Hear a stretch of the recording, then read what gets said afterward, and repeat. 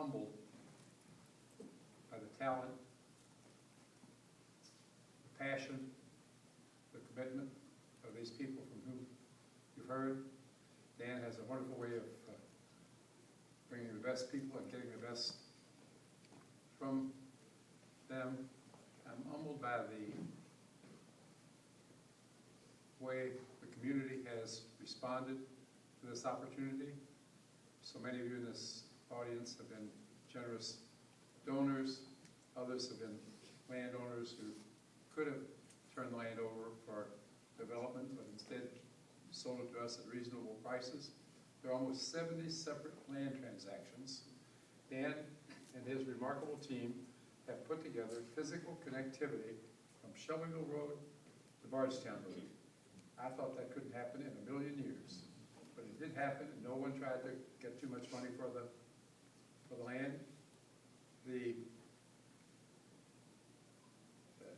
I've told my family, and I've told anyone who would listen, that anything that can be done any place in the world can be done wherever you are. I mean, we're here in Louisville, and we can do it here in Louisville.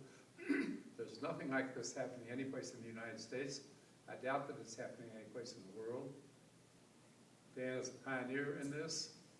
What's being accomplished here in Louisville should be a model for the rest of the world. Every city that's growing needs to set aside land right now, because tomorrow is too late. Otherwise, you get Hurstburn Lane, you get Dixie Highway, there are plenty of examples, but the city now, over the next 50 and 100 years, is going to grow around these parks like the city of Louisville has grown around Cherokee Park. The neighborhoods that are going to be created as a result of this parkland, as a result of something that Steve Henry did many years ago. Steve Henry came to Betty and me and Mrs. Bingham about 20 years ago, and he said, he was on the county council at that time, and he said, we have to save Floyd's Park. He said, the public can't do it, but will you all help with this? And we thought it was a great idea. We did that. The fact that that land was put aside at a time when it was affordable is what makes this possible. When, I don't think Dan told you, but when Central Park was developed in 1857, the city had only grown to 30th Street. It was way out in the boondocks, but it was where land was affordable. And if you create the infrastructure, the city will grow around it.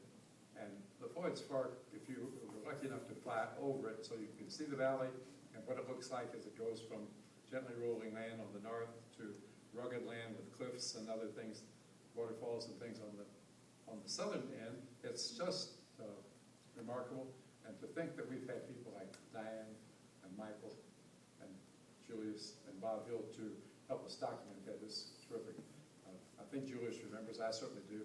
I think we were your first client in Louisville, that Wendell Cherry and I were, and he's a remarkable talent, and this book is just fabulous, and I love it, and I thank you all for being here, and I thank you all for the support that you've given us.